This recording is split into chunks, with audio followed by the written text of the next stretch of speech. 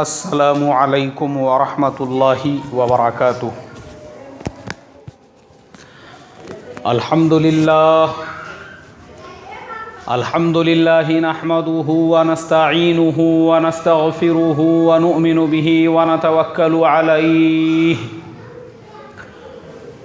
ونعوذ باللہ من شرور انفسنا ومن سیئات اعمالنا، من يهده الله فلا مضل له ومن يضلله فلا هادي له، ونشهد أن لا إله إلا الله وحده لا شريك له، ونشهد أن سيدنا وسندنا وحبيبنا وشفيعنا ومولانا محمدا عبده ورسوله الذي أرسل بالحق بشيرا ونذيرا، أما بعد فقد قال الله تبارك وتعالى: أعوذ بالله من الشيطان الرجيم، بسم الله الرحمن الرحيم، انما يخشى الله من عباده العلماء، وقال الله تبارك وتعالى: اعوذ بالله من الشيطان الرجيم، بسم الله الرحمن الرحيم، قل هل يستوي الذين يعلمون والذين لا يعلمون، انما يتذكر اولو الالباب، صدق اللہ العظیم۔ محترم بھائیوں، بزرگوں، دوستوں، پچھلے جمعہ کو میں نے آپ لوگوں سے وعدہ کیا تھا آج کے جمعہ انشاءاللہ میں چاروں اماموں کی قربانیاں، اور یہ جو چاروں مسلک ہے پوری دنیا کے اندر، حنفی، مالکی، شافعی اور حنبلی، یہ کیوں ہے، اس کی تفصیل بیان کروں گا۔ اور پچھلے جمعہ کو میں نے آپ لوگوں کو یہ بتایا تھا کہ اللہ کے پیارے نبی صلی اللہ علیہ وسلم کے بعد صحابہ اکرام کے زمانے میں، تابعین، تابعین کے زمانے میں کس طریقے سے قرآن پاک کو محفوظ رکھنے کے لیے اور احادیث نبویہ صلی اللہ علیہ وسلم کی تدوین اور اس کو جمع کیسے کیا جائے، کس طرح سے قربانیاں دی گئی۔ اب میں آپ کو بتاتا ہوں پھر یہ چار امام کیسے بنے، اور یہ چاروں امام جو ہے ان کا وجود کیسے آیا، اور کیوں پوری دنیا کے اندر لوگ ان چاروں اماموں کو مانتے ہیں۔ اب دیکھو، پہلی جو صدی تھی، پہلی صدی ہجری، صحابہ کے بعد جب تابعین کا زمانہ آیا تو بڑے بڑے تابعین، جیسے میں نے پچھلے جمعہ کو بھی بتایا تھا، محمد ابن منکدر، محمد ابن سماک، سفیان ثوری، سفیان ابن عیینہ، اسحاق ابن راہویہ، حسن بصری، عبداللہ ابن مبارک، سعید ابن جبیر، لیث ابن سعد، یہ وہ زمانہ تھا۔ یہ تمام لوگ اس زمانے کے اندر اپنے وقت کے بڑے جلیل القدر علماء میں، محدثین میں اور فقہاء میں شمار ہوتے تھے۔ ان لوگوں نے اپنے زمانے کے اندر علم حدیث کو کس طریقے سے محفوظ کیا جائے اور دوسروں تک پہنچایا جائے، اس کے لیے اپنے آپ کو وقف کر دیا۔ اب ان لوگوں کے علاوہ اس زمانے میں اور بھی لوگ تھے، جن میں نعمان ابن ثابت، جنہیں ہم لوگ امام ابو حنیفہ کے نام سے جانتے ہیں، اور مالک ابن انس، جن کو امام مالک کے نام سے جانا جاتا ہے، یہ دو بزرگ بھی تھے۔ یہ تمام لوگ اپنے زمانے میں مختلف علاقوں میں، مختلف شہروں کے اندر لوگوں کو حدیث سکھایا کرتے تھے۔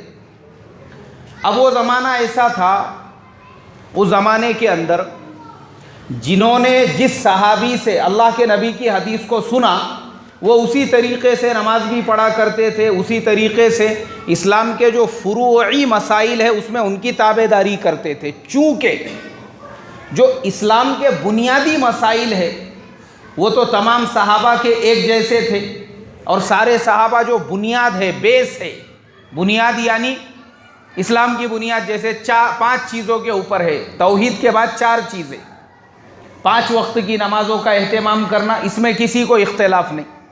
سب کی نمازیں کتنی تھیں؟ 5 ہی نمازیں تھیں۔ رمضان کے روزے رکھنا، اب رمضان کے روزے میں کسی کا اختلاف تھا؟ کوئی اختلاف نہیں۔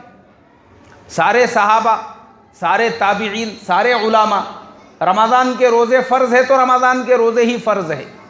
اب روزے کا ٹائمنگ بھی سب کو پتہ تھا کہ سحر سے لے کے افطار تک روزہ رکھنا ہے۔ اب اس میں بھی کسی کا اختلاف نہیں تھا کہ بھئی روزہ ظہر کی نماز سے لے کر تو مغرب تک رکھنا ہے، یا روزہ دوپہر سے لے کے مغرب تک عشاء تک رکھنا ہے۔ نہیں، روزے کا جو وقت ہے سحر سے لے کر افطار تک، اس میں بھی کسی کا اختلاف نہیں۔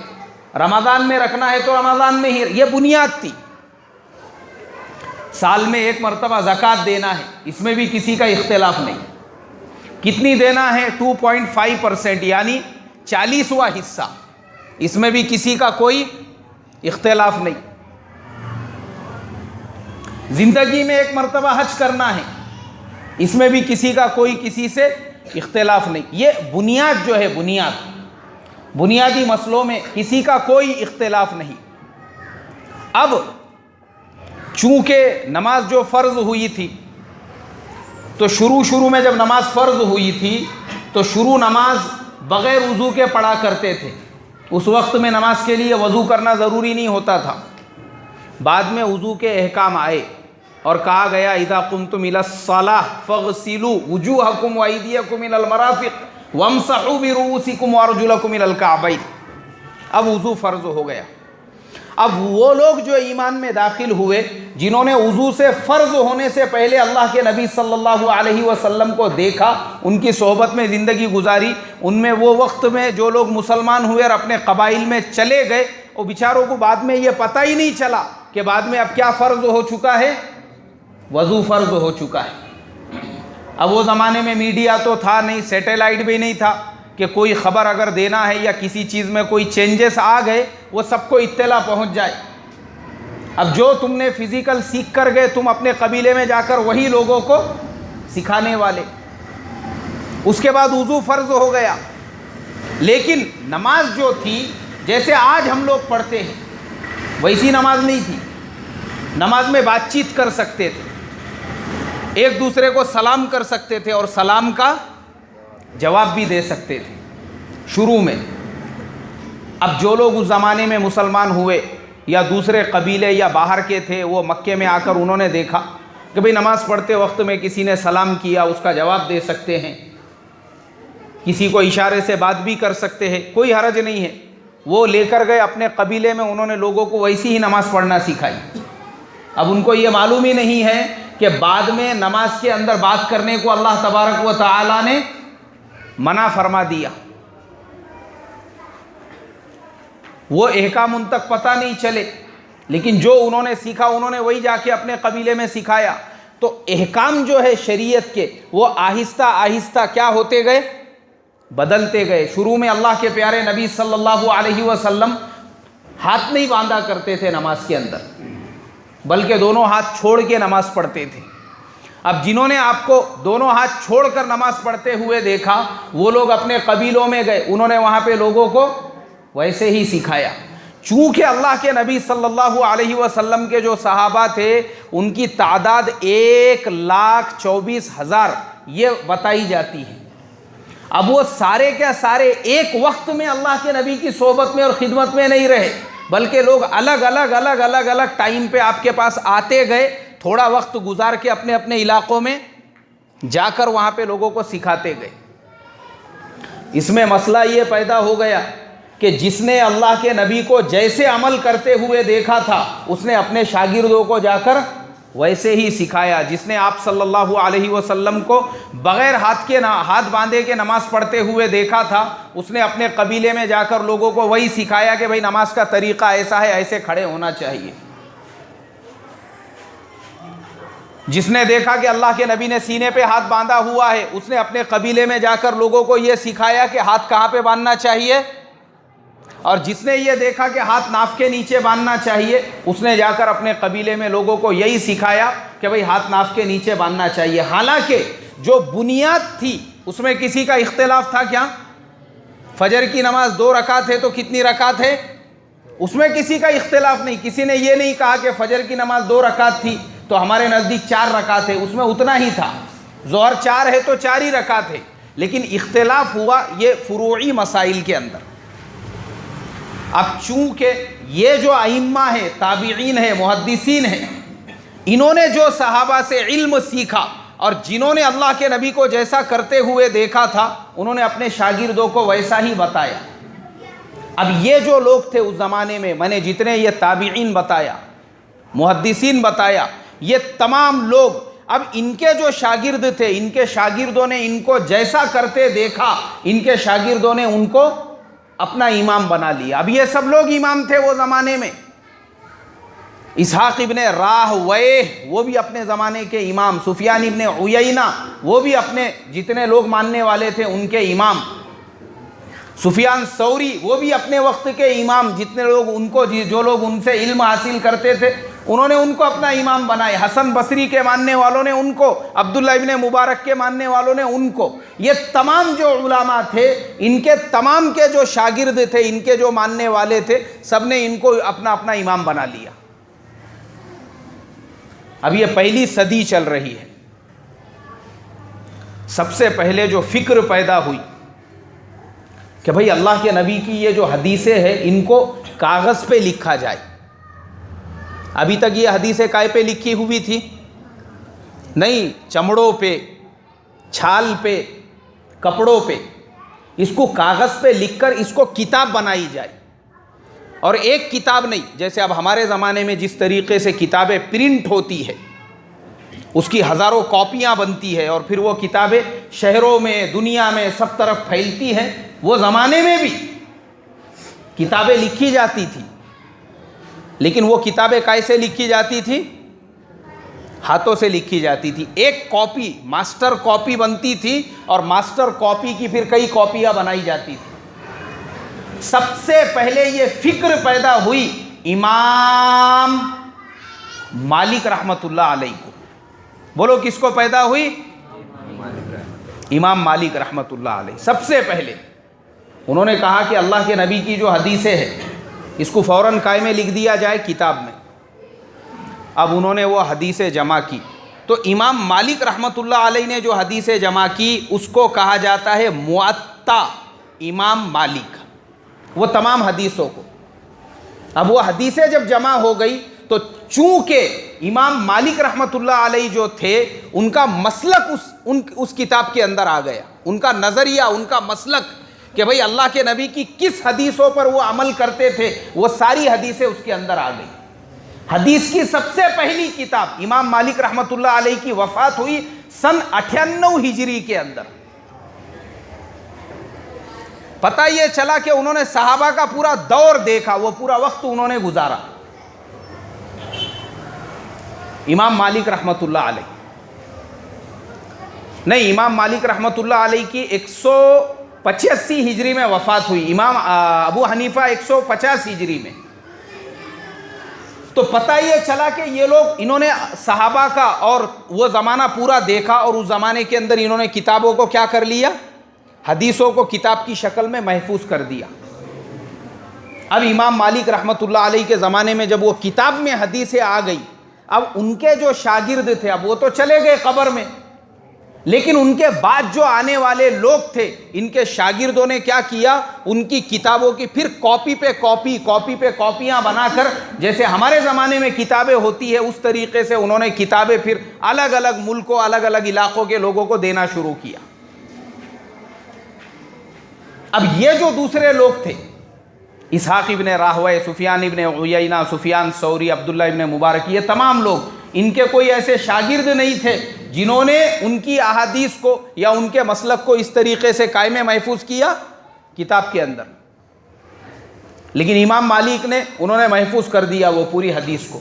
اب ان کے ماننے والے جو ہے ان حدیثوں پہ عمل کرنے لگے، تو جو مالکی مسلک ہے، یہ ماننے والے جو ہے انہوں نے اپنے امام کو بنایا وہ لوگ جو تھے انہوں نے اپنے آپ کو بنایا کیا؟ انہوں نے لوگوں سے یہ نہیں کہا ہم کو کیا مانو، امام مانو یا ہم کو امام بناؤ، انہوں نے نہیں کہا. وہ تو خالی اپنی جگہ پر ایک محدث تھے، ایک فقیہ تھے، ایک مفسر تھے. وہ قبر میں چلے گئے، ان کے ماننے والے ان کی کتاب کے ذریعے سے پھیلتے پھیلتے پھیلتے پھر اب ان کے ماننے والوں کی ایک جماعت پیدا ہو گئی. لوگوں نے کہا کہ سب سے صحیح حدیثیں امام مالک رحمۃ اللہ علیہ نے جمع کی تھی، اس لیے ان کے حدیثوں پہ عمل کیا جائے. ہمارے امام ابو حنیفہ رحمۃ اللہ علیہ، اب یہ دونوں ایک ہی زمانے کے ہیں، امام مالک اور امام ابو حنیفہ. ہمارے امام صاحب نے کیا کیا، انہوں نے بھی اپنے شاگردوں کی ایک جماعت بنائی. 40 علماء اس کے اندر، 40 محدثین، 40 مفسرین، 40 فقیہ امام ابو حنیفہ رحمۃ اللہ علیہ کے شاگردوں میں. اب امام ابو حنیفہ رحمۃ اللہ علیہ نے اپنے شاگردوں سے کہا، بولے دیکھو اگر ہم لوگ ابھی فکر نہیں کریں گے کہ اللہ کے نبی صلی اللہ علیہ وسلم کی حدیثوں کو کتاب کی شکل میں جمع کیا جائے یا اس کو ایک مسلک کی اس کو جو ہے ایک جگہ پہ جمع کیا جائے، تو بعد میں بہت سارے فتنے ہو سکتے ہیں. کیوں؟ اس لیے کہ نئے نئے علاقے کے جو لوگ آتے تھے وہ علم سیکھ کر جب اپنے علاقوں میں جاتے اور وہاں لوگوں کو سکھاتے تو وہ کیسے سکھاتے تھے؟ سینے سے، یعنی جو ان کو یاد ہو گیا وہی جا کے سکھاتے تھے. ان کے پاس لکھا ہوا کچھ بھی نہیں رہتا تھا، مٹیریل نہیں ان کے پاس. بولے اس کو کتابی شکل دی جائے. اب امام ابو حنیفہ رحمۃ اللہ علیہ کی وہ جو 40 علماء کی جماعت تھی، دیکھو اس زمانے میں کیسے یہ مسلک بنا، میں وہ آپ کو بتاتا ہوں. اب امام مالک نے تو اپنے مسلک کو پورا اپنی موطا امام مالک کے اندر پوری کتابیں حدیثیں انہوں نے جمع کر دی. اب امام ابو حنیفہ رحمۃ اللہ علیہ کا زمانہ، اس زمانے کے اندر انہوں نے حدیثوں کو، چونکہ حدیثیں اتنی عام ہو چکی تھی اس زمانے کے اندر کہ ایک ایک بات کی 2 3 حدیثیں ملتی تھی. اب یہ حدیث کو لیا جائے یا وہ حدیث کو لیا جائے، یا یہ حدیث پہ عمل ہو یا وہ حدیث پہ عمل ہو.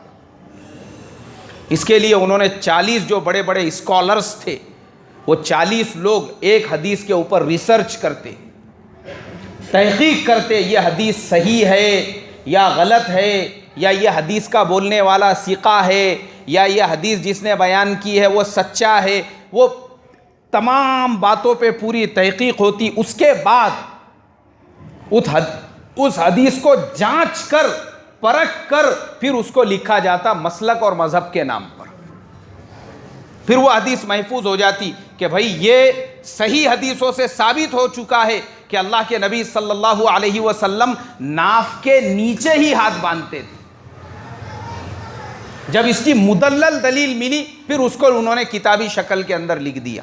تو میں نے خالی آپ کو ایک مثال دیا، ایسا پورا کیا پورا مسلک ہے یہ امام ابو حنیفہ رحمۃ اللہ علیہ کا جس پہ ہم لوگ عمل کرتے ہیں. اب امام ابو حنیفہ رحمۃ اللہ علیہ بھی زندہ نہیں رہے، وہ بھی چلے گئے قبر میں.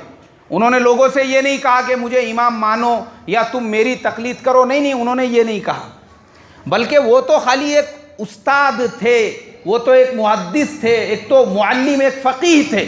انہوں نے خالی وہ تمام چیزوں کو محفوظ کیا لیکن انہوں نے کتاب نہیں لکھی. ان کے انتقال کے بعد اب ان کے شاگردوں میں 2 شاگرد سب سے بڑے ان کے امام ابو حنیفہ رحمۃ اللہ علیہ کے، ایک امام ابو یوسف اور دوسرے امام محمد، اور ایک تیسرے تھے امام ظفر. لیکن یہ جو بڑے شاگرد تھے امام ابو یوسف اور امام محمد، اب ان کو بھی اللہ تبارک و تعالیٰ نے جو ہے، چونکہ یہ انہوں نے استاد سے پورا علم سیکھا تھا، تو امام ابو یوسف کو ہارون رشید نے اپنے زمانے کے اندر قاضی القضات یعنی چیف جسٹس بنا دیا پورے ملک کا، پوری سلطنت کا، اور وہ شاگرد تھے امام ابو حنیفہ کے. اب امام محمد جو تھے وہ تو محدث تھے اپنی جگہ پہ. امام محمد رحمۃ اللہ علیہ کو یہ فکر پیدا ہوئی کہ ہم نے اپنے استاد سے جتنی باتیں سیکھی ہے اس کو کتاب میں لکھا جائے. تو یہ تمام جو چیزیں یہ 40 علماء کی جماعت نے جن احادیث پہ ریسرچ کیا، تحقیق کیا، اور امام ابو حنیفہ رحمۃ اللہ علیہ کے نظریات جن احادیث کو انہوں نے صحیح سمجھا، یہ 40 علماء کی ریسرچ کے بعد پھر امام محمد رحمۃ اللہ علیہ نے موطا امام محمد کے اندر ان تمام حدیثوں کو جمع کر دیا۔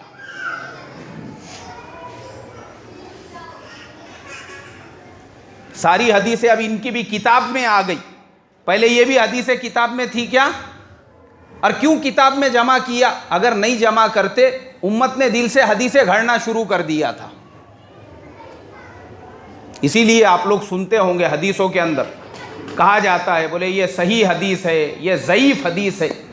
ایسا سنے گے نہیں آپ نے کبھی؟ کیا فرق رہتا صحیح حدیث میں ضعیف حدیث کے اندر؟ اسی لیے ہمارے جیسے لوگ نہیں پرکھ سکتے، نہیں پہچان سکتے کیا صحیح حدیث ہے کیا ضعیف حدیث ہے۔ تو اس کے لیے وہ لوگوں نے اس زمانے میں ہی، تابعین کے ہی زمانے میں، انہوں نے کہا ہم لوگ اللہ کے نبی کے زمانے کے ایک دم قریب ہے، اگر ہم لوگ ابھی یہ کام نہیں کریں گے تو بعد میں جو نسلیں پیدا ہوں گی، جو لوگ پیدا ہوں گے، وہ تو امت کو کیا کرنے کا کام کریں گے؟ گمراہ کرنے کا۔ دل سے حدیثہ ٹھوکنا شروع کر دیں گے، پھر وہ دل سے ایک حدیث گھڑ دیے اور اس کو جوڑ دیے کس کے ساتھ میں؟ اللہ کے نبی کے ساتھ میں۔ قال قال رسول اللہ صلی اللہ علیہ وسلم، ٹھوکو اپنے دل سے، اور نام کس کا جوڑ دو اس کے ساتھ میں؟ اللہ کے نبی کا۔ ایسا شروع ہو گیا تھا وہ زمانے میں بھی، ہاں وہ زمانے میں بھی ایسے لوگ پیدا ہو گئے تھے، اپنے دل سے انہوں نے گھڑ گھڑ کے حدیثیں، قصے، واقعات بیان کرنا۔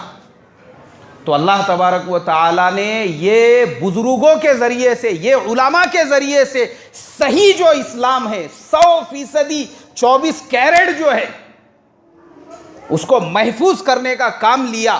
تو پہلا کام امام مالک رحمۃ اللہ علیہ نے کیے، جو موطا امام مالک میں ساری حدیثیں کھری کھری ایک دم 24 کیرٹ انہوں نے اس کے اندر جمع کر دی۔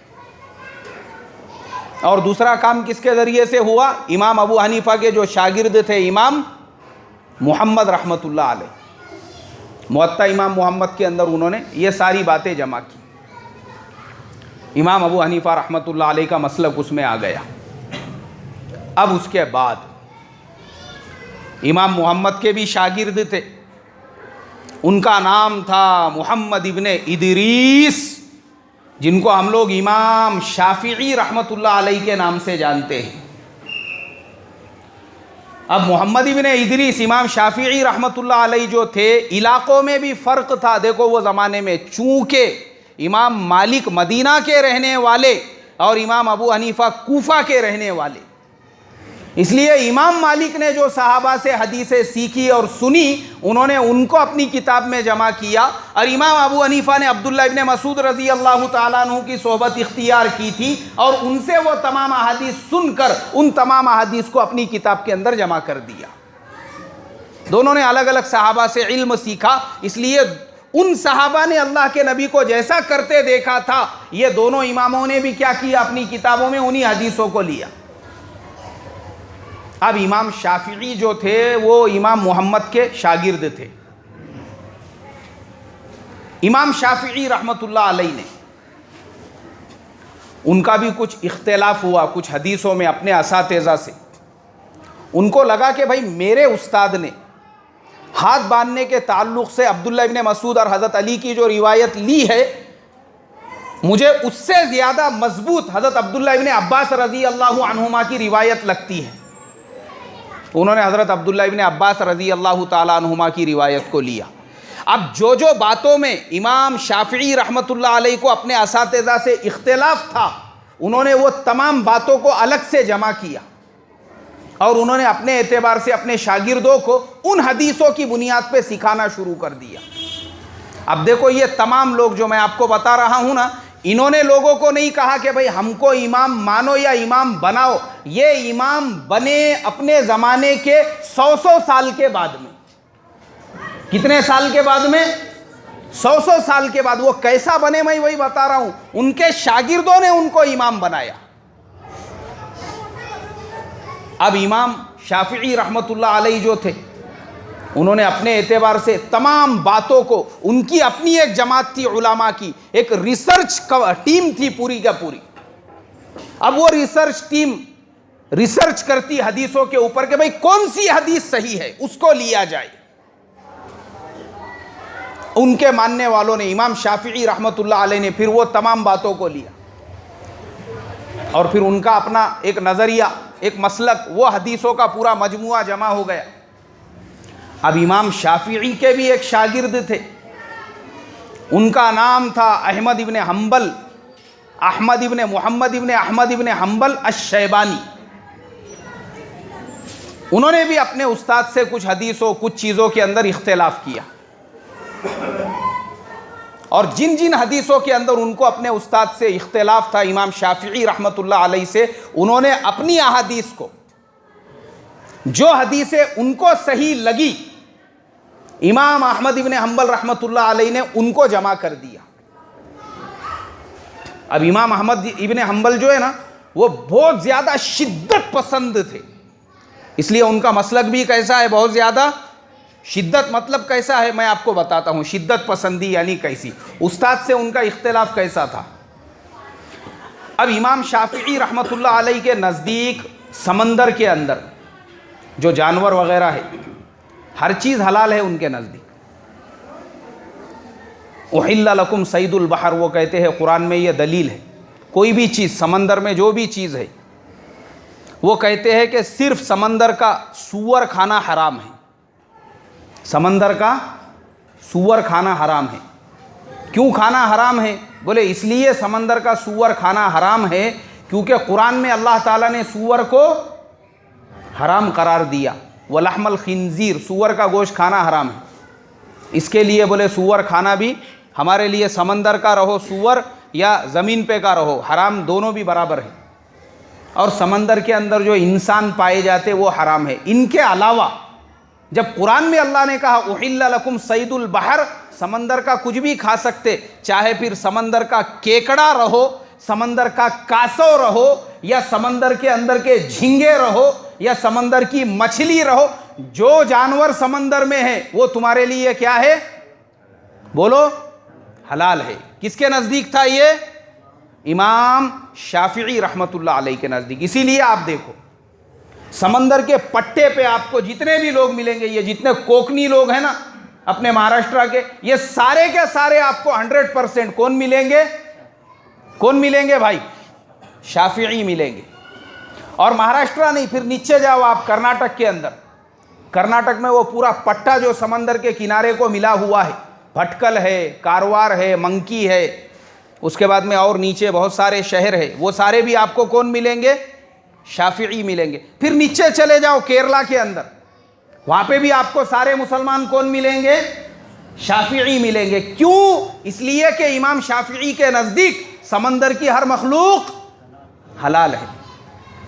اب شاگرد جو تھے امام احمد ابن حنبل، وہ بہت زیادہ شدت پسند تھے، بہت سارے چیزوں پہ ان کو اختلاف تھا، خالی اپنے استاد سے نہیں، پہلے کے بھی دونوں اماموں سے، امام احمد ابن امام مالک سے بھی، امام ابو حنیفہ سے بھی، ان کے نزدیک وہ بہت ساری چیزیں حرام اور ناجائز تھی جو پہلے تینوں اماموں کے نزدیک کیا تھی؟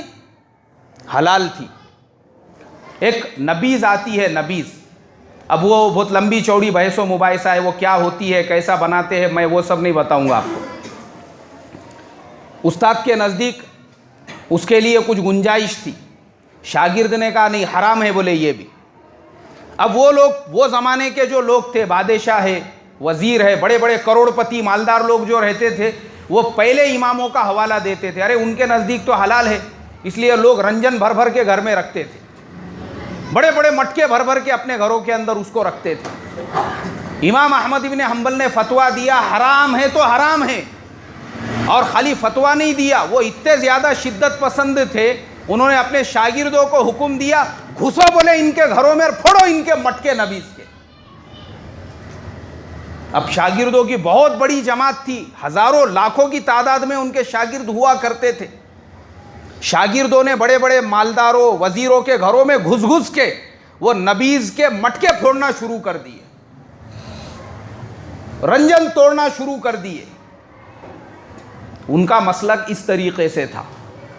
اب کیا ہو گیا، اب یہ مسلک کیسے بنے، اب وہ میں آپ کو بتاتا ہوں۔ امام ابو حنیفہ رحمۃ اللہ علیہ، انہوں نے یہ تمام باتوں کو ان کے شاگرد امام محمد نے جمع کیا، وہ چلے گئے قبر میں۔ شاگرد بھی قبروں میں چلے گئے.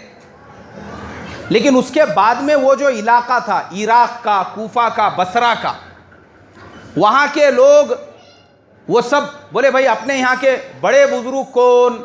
نعمان ابن ثابت یعنی ابو حنیفہ. تو لوگ ان کے حساب سے، بھائی ابو حنیفہ کے پاس میں یہ حدیثیں جمع ہیں اس لیے ہم ان کے حساب سے نماز پڑھتے ہیں. اب ان کے شاگرد جہاں گئے، جیسے بغداد کے اندر عبداللہ ابن یہ جو تھے محمد ابن، ان کے جتنے بھی شاگرد تھے امام ابو یوسف اور امام محمد. اب امام ابو یوسف تو بغداد چلے گئے، بادشاہ نے وزیر ان کو چیف جسٹس بنا دیا تھا. انہوں نے اپنے شاگردوں کو سکھایا. ہمارے استاد ابو حنیفہ انہوں نے جو حدیثیں جمع کی ہے وہ اس طریقے سے نماز پڑھتے تھے. انہوں نے ان کے شاگردوں کو اس طریقے سے، وہ جو ان کے شاگرد تھے، اب وہ شاگرد ہندوستان کے اور پھر ادھر کے ادھر کے سندھ کے جہاں جہاں کے بھی شاگرد ان کے پاس گئے، وہ وہاں سے سیکھ کے آئے اور انہوں نے اپنے شاگردوں کو سکھانا شروع کر دیا. ان کے مرنے کے 100-200 سال کے بعد میں پھر لوگوں نے وہ تمام حدیثوں پہ عمل کرنا شروع کیا جن حدیثوں کو کس نے جمع کیا تھا؟ امام ابو حنیفہ رحمۃ اللہ علیہ نے. تو اس نام سے وہ مسلک بن گیا. بھائی ہم لوگ حنفی ہے. حنفی مطلب کیا؟ ہم امام ابو حنیفہ کو اپنا نبی نہیں مانتے، بلکہ امام ابو حنیفہ کی ان حدیثوں پہ عمل کرتے ہیں جن حدیثوں کو امام ابو حنیفہ نے کیا کیا تھا، اور اکیلے نے نہیں جمع کیا تھا. کتنے علماء تھے ان کے ساتھ میں؟ 40 علماء، 40 ریسرچ اسکالر تھے. اس طریقے سے امام ابو حنیفہ رحمۃ اللہ علیہ کے ماننے والے ان کے حدیثوں پہ عمل کرنے لگے. ان کے مرنے کے 100-200 سال بعد لوگوں نے نام دیا اس کو. ایسے ہی امام مالک، اب چونکہ ان کی تو پوری مکمل کتاب بن گئی ہوئی تھی موطا امام مالک، ان کے شاگردوں نے وہ کتاب ہی لوگوں کو، اپنے شاگردوں کو پڑھانا شروع کیا. اب وہ جو شاگرد تھے جو ان کی حدیثوں کے حساب سے نماز پڑھنے اور عمل کرنے لگے، انہوں نے اپنے آپ کو منسوب کر دیا کس کی طرف؟ امام مالک کی طرف. بھئی ہم لوگ تو مالکی لوگ ہیں. مطلب کیا؟ امام مالک کو نبی نہیں مانتے ہم، لیکن ان حدیثوں پہ عمل کرتے ہیں جن حدیثوں کو کس نے جمع کیا تھا؟ امام مالک نے. اب امام مالک کے جو شاگرد تھے وہ مصر آئے، لیبیا آئے، یہ جتنا بھی نارتھ افریقہ کا پٹا ہے یہ پورے کا پورے ممالک میں آپ کو تقریباً امام مالک کے ماننے والے ملیں گے. یہاں تک کہ معمر قذافی جو لیبیا کے گورنر تھے، ان کے زمانے میں گورنمنٹ کا یہ قانون تھا کہ لیبیا میں رہنے والے ہر مسلمان کے لیے قرآن پاک اور قرآن کے بعد موطا امام مالک کا پڑھنا فرض ہے. گورنمنٹ کا رول، پڑھنا ہی پڑتا تھا. ایک تو قرآن سیکھنا پڑتا تھا اور قرآن کے بعد کیا سیکھنا پڑتا تھا؟ موطا امام مالک، تاکہ تم حدیث کو سمجھ سکو، سیکھ سکو اور امام مالک کے مسلک پہ عمل کر سکو. تو وہاں کے اسکولوں میں، وہاں کے کالجز میں یہ کتاب کمپلسری تھی، موطا امام مالک. اب امام شافعی، ان کے جو شاگرد تھے وہ اپنے اسٹوڈنٹس کو، اپنے شاگردوں کو سکھایا کرتے تھے. ہمارے استاد امام شافعی نے جو حدیث جمع کی ہے اس کے مطابق ایسے نماز پڑھنا چاہیے، اس طریقے سے عمل کرنا چاہیے، ایسے ان کے مسلک پہ. اب وہ چلے گئے قبر میں اور یہ باتیں ہو رہی ہے ان کے مرنے کے 50 سال بعد، 100 سال بعد میں. پھر ان کے شاگردوں نے اس طریقے سے پھر ان کے ماننے والوں کی ایک جماعت تیار ہو گئی اور اس مسلک کو نام دیا گیا شافعی مسلک کا.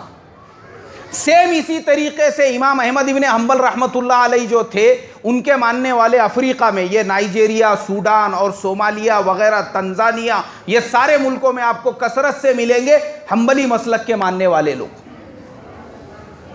اب حنبلی مسلک کے لوگ جو ہے انہوں نے دیکھے بھئی ہمارے امام احمد ابن حنبل کن حدیثوں پہ عمل کرتے تھے؟ ان حدیثوں پہ. تو بھئی ہم امام احمد کے ماننے والے. مطلب کیا؟ ہم امام احمد ابن حنبل کو اپنا نبی نہیں مانتے، بلکہ ان حدیثوں پہ عمل کرتے ہیں جن حدیثوں کو کس نے جمع کیا تھا؟ امام احمد ابن حنبل نے. اس طریقے سے پھر کیا ہو گیا؟ اب میں نے پہلے ہی بتایا، جو شروع سے سننے والے ہیں، اسی لیے میں بولتا ہوں کہ پہلے آیا کرو، آپ کو کمپلیٹ معلومات ہوں گی. اب جو پہلے سے سن رہے انہوں نے سن لیے کہ خالی یہ 4 لوگ نہیں تھے، بلکہ وہ زمانے میں بہت لوگ تھے. ان کے بھی ماننے والے اس طریقے سے ہوتے تھے، محمد ابن منکدر، محمد ابن سماک، عبداللہ ابن مبارک، سفیان ثوری، سفیان ابن عیینہ، اسحاق ابن راہویہ، لیث ابن سعد، سعید ابن جبیر، سعید ابن مسیب، ان کے بھی شاگردوں کی ایک ایک جماعتیں تھیں اور وہ ان کے مسلک پہ عمل کرتے تھے۔ مگر چونکہ جیسا جیسا زمانہ بدلتا گیا، اس زمانے کے حساب سے اللہ تعالیٰ نے خالی یہ 4 مسلکوں کو، پھر کیا ہو گیا، یہ جو دوسروں کے جو ماننے والے تھے وہ آہستہ آہستہ پھر انہوں نے کہا بھائی امام ابو حنیفہ کی حدیثیں ہم کو صحیح لگ رہی، اسی پہ عمل شروع کر دو۔ تو باقی جو لوگوں کے ماننے والے تھے وہ آہستہ آہستہ ضم ہوتے گئے، کوئی حنابلہ میں ضم ہوا، کوئی شوافع میں ضم ہوا، کوئی مالکیہ میں ضم ہوا، کوئی حنفیت میں ضم ہوا، اور ہوتے ہوتے ہوتے پھر ایک وقت ایسا آیا کہ پوری دنیا کے اندر اللہ تبارک و تعالیٰ نے صرف یہ 4 اماموں کے مسلک کو کیا رکھا بھائی؟ بولو، باقی رکھا۔ اب 4 اماموں کے مسلک کو باقی رکھنے کا مطلب کیا ہے کہ ہم یہ 4 اماموں کو اپنا نبی نہیں مانتے، بلکہ ہم ان 4 اماموں کے جو بھی جس امام کا ماننے والا ہے وہ ان حدیثوں پہ عمل کرتا ہے جن حدیثوں کو اس امام نے جمع کیا تھا۔ یہ معلومات ہم کو سب کو ہونا چاہیے، ورنہ ہمارے میں سے بعض لوگ یہ کہتے ہیں، بولے بھائی ہم امام کے اوپر عمل کیوں کرتے ہیں، ہم حدیث پہ کیوں نہیں عمل کرتے؟ ارے یہ حدیثیں ہی ہے، وہی میں آپ کو شروع سے بتا رہا ہوں۔ امام بخاری جو پیدا ہوئے، اب میں ان کو بتاتا ہوں تو آپ کا دماغ کھلے گا کہ امام بخاری، امام مالک اور امام ابو حنیفہ کے بیچ میں گیپ کتنا بڑا ہے۔ جو بہت سارے لوگ بولتے کہ بخاری میں، ارے بخاری کا کیا معلوم ہے تم کو؟ کیا معلوم ہے امام بخاری کے بارے میں؟ امام بخاری کس کے شاگرد تھے؟ عبداللہ ابن مبارک کے۔ عبداللہ ابن مبارک کس کے شاگرد تھے؟ امام محمد کے۔ اور امام محمد کس کے شاگرد تھے؟ ارے بھائی کس کے شاگرد تھے؟ امام ابو حنیفہ کے۔ یعنی امام ابو حنیفہ کے شاگرد امام محمد، ان کے شاگرد عبداللہ ابن مبارک، اور عبداللہ ابن مبارک کے شاگرد امام بخاری۔ تو امام ابو حنیفہ اور امام بخاری کے بیچ میں کتنے لوگ آئے؟ 2 لوگ آئے۔ مطلب یہ ہوا کہ امام بخاری امام ابو حنیفہ کے پڑ پوترے شاگرد تھے۔ اب اللہ کے نبی کے زمانے سے قریب میں امام ابو حنیفہ تھے کہ امام بخاری تھے؟ ارے کون تھا بھائی؟ امام ابو حنیفہ، 1 صدی ہجری آپ کا زمانہ وہ، اور امام بخاری نے تو ان کے شاگرد کے شاگرد سے تعلیم حاصل کی۔ تو پھر صحیح حدیث امام ابو حنیفہ کی ہوں گی یا امام بخاری کی ہوں گی؟ کس کی ہوں گی؟ ایسے ہی امام مالک، بخاری شریف تو موطا امام مالک کے 150 سال کے بعد میں لکھی گئی، تو پھر صحیح حدیث موطا امام مالک کی ہوں گی یا بخاری شریف کی ہوں گی؟ ارے بھائی کس کی ہوں گی؟ تو پھر امام مالک کا مسلک صحیح ہے یا امام بخاری کا؟ یہ گیپ دیکھو، گیپ میں آپ کو بتا رہا ہوں۔ تو اس کے لیے یہ جو باتیں ہیں، حدیثوں کو کیسے جمع کیا گیا، اماموں نے کیسی محنتیں کی، معلوم ہونا چاہیے ہم کو۔ کریں گے اس کی فکر اور کوشش۔ ابھی دیکھو بیان میں پورا مکمل نہیں آ سکتا، جتنا آنے کا تھا میں نے بیان کر دیا، لیکن آپ کو اگر سیلف اسٹڈی کرنا ہے 4 اماموں کے اس کے بارے میں، تو مولانا اطہر مبارک پوری، قاضی اطہر مبارک پوری، ان کی ایک کتاب ہے سیرت ائمہ اربعہ، آپ اس کا مطالعہ کرو۔ نہیں سمجھ میں آیا میرے سے پوچھو، انشاءاللہ آپ کو بہت فائدہ ہوگا۔ اللہ مجھے آپ کو عمل کی توفیق عطا فرمائے۔ جن کی سنتیں باقی ہے وہ پڑھ لے بھائی۔